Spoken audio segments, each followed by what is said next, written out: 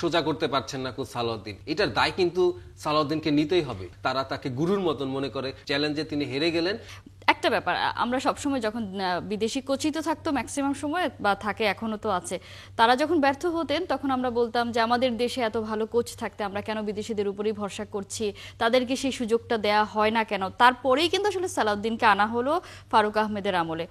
এই যে এখন তিনি চলে যাচ্ছেন, যদি যেতেই হয়, বা ধরেন তাকে যদি অনুনয় বিনয় করে রাখাই বা গেল, বলতে পারি যে তিনি আসলে টিকতে পারলেন না, তো এই ওনার যাওয়ার মধ্য দিয়ে কি দেশের কোচদের জন্য কি দরজাটা আসলে বন্ধ হয়ে যাচ্ছে কিনা? অবশ্যই অবশ্যই বলবো না, আমি বলবো যে এটা একটা শঙ্কা। তিনি কিন্তু প্রথম যখন এসেছিলেন 1 বছর আগে, তিনি তার প্রেস কনফারেন্সে বলেছিলেন যে আমি হচ্ছে দেশীয় ক্রিকেটার, দেশীয় কোচদের একটা চ্যালেঞ্জ হিসেবে নিচ্ছি, যে দেশের কোচটাও ভালো করতে পারে, এই চ্যালেঞ্জটা আমি নিচ্ছি, যাতে কিনা ভবিষ্যতে আরো স্থানীয় কোচরা বাংলাদেশ দলে থাকতে পারে। সেখানে কিন্তু চ্যালেঞ্জে তিনি হেরে গেলেন।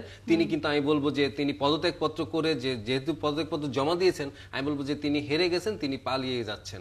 কারণ এই চ্যালেঞ্জটা তিনি নিতে পারলেন না। যেখানে দেশীয় কোচদের একটা সুনামের ব্যাপার ছিল, যে দেশীয় কোচরা কিন্তু এরকম একটা চ্যালেঞ্জ নিতে পারে, একটা দলকে, কিছু ক্রিকেটারকে উঠাইতে পারে। এখানে কয়েকটি ক্রিকেটারের কথা যদি আমি বলি, যে যারা কিনা সালাউদ্দিনকে স্যার বলে থাকে, বিকেএসপি ক্রিকেটার, তারা তাকে গুরুর মতন মনে করে। সেই গুরুর দক্ষিণা কিন্তু জাকের দিতে পারেননি কোচ সালাউদ্দিনকে, গুরু দক্ষিণাটা দিতে পারেননি কোচ সালাউদ্দিনকে। কারণ হচ্ছে এই যে সালাউদ্দিনের যে ব্যাপারটি ছিল, আগে কারো একটু ব্যাটিং ল্যাকিংস থাকলে তিনি ইন্ডিভিজুয়াল চলে যেতেন, কিন্তু তিনি যখন দলে এলেন দেখা গেল যে সব ব্যাপারটা তিনি নাড়াতে গিয়ে কিছুই হলো না।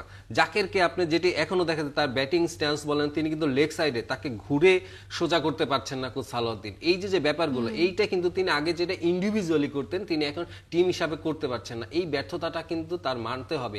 তাওহিদ হৃদয় বলেন, শামীম পাটোয়ারি বলেন, আমাদের তানজিদ তামিম বলেন, জাকের বলেন, এই যে বাঞ্চ অফ ক্রিকেটার, এদেরকে যে ব্যাটিং টেকনিকের যে সমস্যাগুলো দেখা দিচ্ছে, এটার দায় কিন্তু সালাউদ্দিনকে নিতেই হবে নিঃসন্দেহে। কারণ তিনি আনঅফিশিয়ালি তো আসলে ব্যাটিং কোচের রোলটাই প্লে করতেন। সেই জায়গায় আমরা দেখেছি যে কোনো ক্রিকেটারের ব্যাট প্যাচ আসতেই পারে, কিন্তু সেটা সমাধানও তো হতে হবে। সেটা আমরা দেখেছি তাওহিদ হৃদয়রা, সেটা আসলে লং টার্ম হয়ে যাচ্ছে, সমস্যার সমাধান হচ্ছে না। তানজিদ তামিমরা অন অ্যান্ড অফ, মানে কেউ আসলে ধারাবাহিক না। সেই জায়গা থেকে তার মানে হচ্ছে আসলে বাইরের থেকে বসে যে কথা বলা অনেকটাই ইজি, সেটা আসলে ইমপ্লিমেন্ট করা অনেক বেশি কঠিন। সেটা হয়তো সালাউদ্দিন আরো একবার দেখিয়ে দিলেন। এবং যে সংখ্যাটা আমরা দুজনেই বা সবাই দেখছে, যে হয়তো আর আমরা এরপরে আর কখনো সেভাবে বলতে পারবো না বিসিবির কাছে যে দেশে অনেক বেশি এলিজিবল কোচ আছে, তাদেরকেও নিয়ে নেন, সেটা হয়তো আসলে একটা সমস্যাই হয়ে গেল। বিপিএল আর ন্যাশনাল টিমটা যে অনেকটা আলাদা, সেটাও কিন্তু এখানে আসলে বোঝা গেছে। নিঃসন্দেহে জাতীয় দল আসলে অনেক বড় একটা ব্যাপার সেই জায়গায়।